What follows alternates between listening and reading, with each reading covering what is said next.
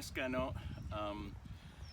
My name is Michael Galvin, and I'm going to be doing some videos, short videos related to cultural activities. And this one is, we're going to show you this kind of fun game that you can play. It's a Haudenosaunee Game, and it's some people call it the like summertime snow snake, and in English they call it hoop and javelin, but in Seneca language, Onondaga Gowano, it's called gageda, and it relates to the tree, the poplar tree that people use to make the hoop. You're gonna cut this up. Yeah.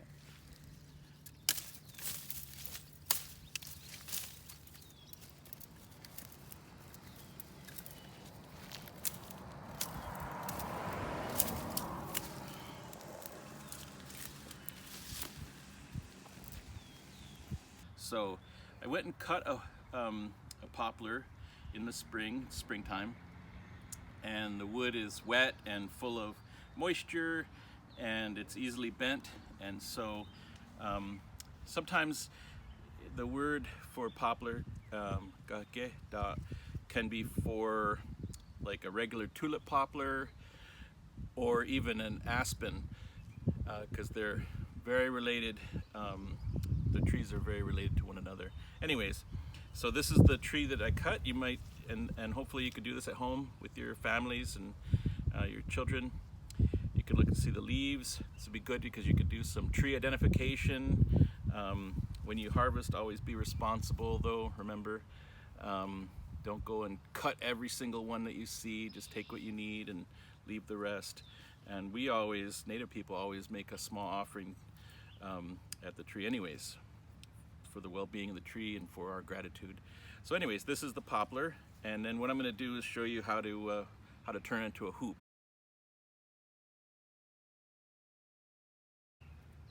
Okay, so I cut a limb that's about the size of my thumb anyways at one end, and I got to remove some of the extra limbs. You'll need some kind of a knife, and just be careful when you're using a knife. I always cut the limbs in the direction that they're growing, right? And rather than the other way, because then it'll peel and split. And you don't want that. So then I just take and remove all the little limbs.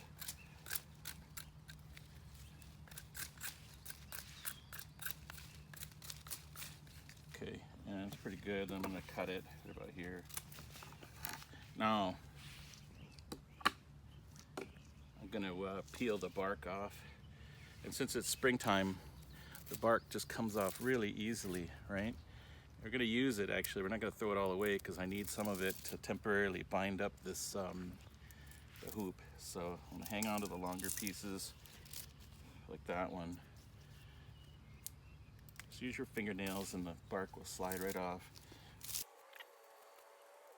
So at this point it's really slippery, and it's a little hard to bend when it's so slippery, so I'm going to let the air dry it, and in a couple minutes I'll get back to it and I can grab it better. Okay, so it's been a few minutes and you can see it's a little bit drier. So what I want to do is I'm going to sort of train the wood to bend. I don't want to just kind of try to bend it into a hoop right away.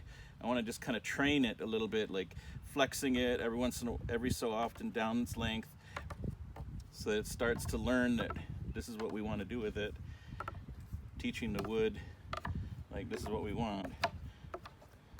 Unfortunately, this poplar is like super flexible at this time of year, and it'll take this bend pretty easily. And once we get it, at that point that it wants to do what we want it to do, you can start making your hoop. Obviously at the thickest part it's more stubborn than the rest, and we've got to think about how how is it going to stay this way, you know what I mean, and be a good hoop. So what you're doing is you're going to want to cut and taper this eventually. And we'll do this back in my shop because I have like, it's cooler there. It's really hot out today. So once we get to this place, right, you take some of your bark and you're going to use it bark side down. It's a little bit more, it'll stay better to bind it just temporarily until we get back to our shop, and we can really bind it with some good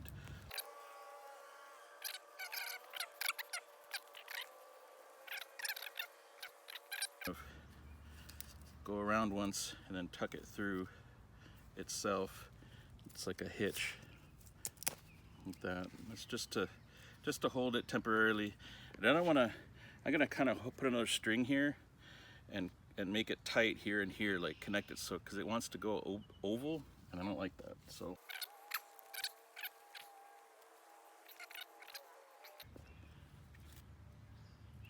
it's better. Okay.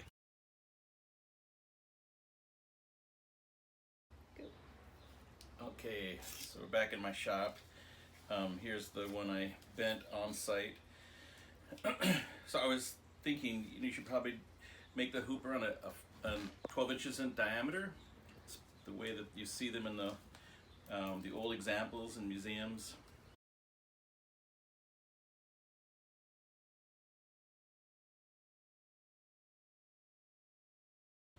Of course, you could make them smaller or bigger, but you know, the smaller they are, the harder they hit, and the bigger they are, the more like a hula hoop. Anyways, so we're gonna do it about 12-inch here. I'm gonna unwrap it from my temporary stringing and show you what I mean by tapering the ends. So okay, so you see how like these two ends, one is small and one is way bigger. So I'm going to try to taper this down so that it matches with this one. When I want to connect them together, it won't be such a big disparity, and it will be better and consistent. So right about to here, I'm going to cut it and start to taper it out until it gets thin. So it'll gradually go down. I'm going to cut it from the inside, and on this side of the little one, I'll take a little bit off the top and taper it down that way. I'm gonna cut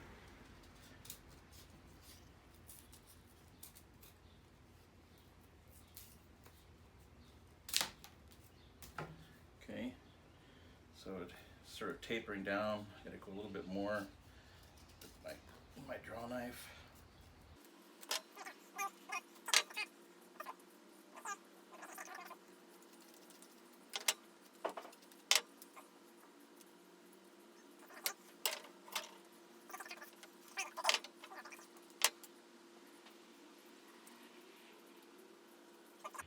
Okay, so now you can see how it makes a nice even hoop, and then I'm going to pull some bark out and wrap up the top. This is some hickory bark that I had just lying around in the shop, and it's the inner bark of the hickory. You know, if you don't have hickory bark in at your house, you could just go and get some, you know, some like twine, some like sisal twine or something, and tie it up that way. You know, whatever you got lying around, it's like string that's going to be strong enough. Even like some butcher's string, that thick cotton string would work. So I'm gonna go from this side. I wrap this way, I think.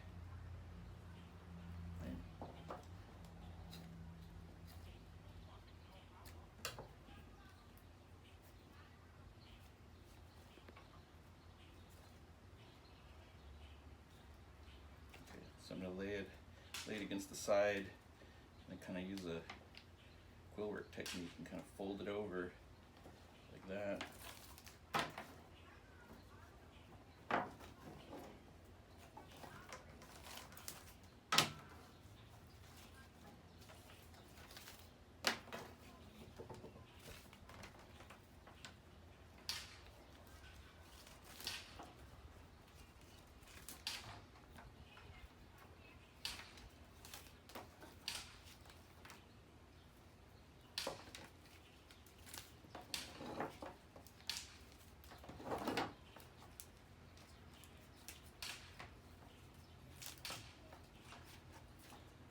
about here, I'm going to stop. I'm going to bring it across to make one of the parts of the webbing. And then I'll do one here too. Just need some of the bark to come off.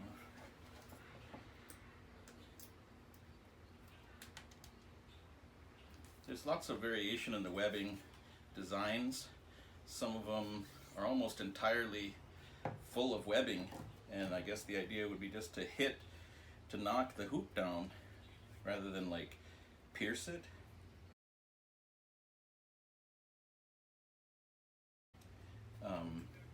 This one would be a little bit more open, real simple. This is the kind of thing that people would make, and they wouldn't keep it forever, you know, just something you make for fun for the day or for the summer, and then it eventually breaks down and you got to make another one.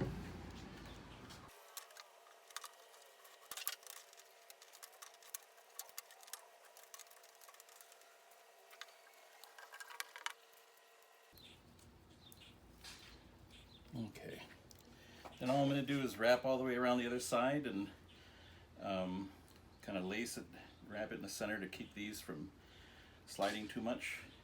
We'll be ready to go. All right.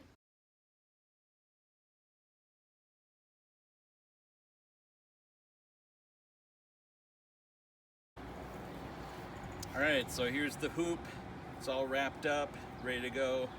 I'm going to show you how the stick is thrown, the javelin is thrown. So the javelin is just I cut a piece of sumac, so light sumac that's like whatever. This one could be longer, but it's all we had. And peel the bark off of it. They're super light. The point is though that because it's like summer snow snake, that's what I call it. You throw it like a snow snake. So you hold it like this, your finger on the end, and you hold it like so. And when the hoop comes, you throw it that way.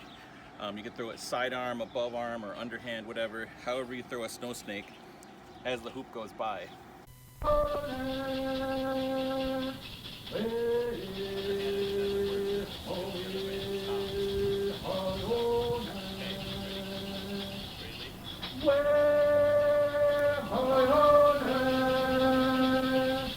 Game.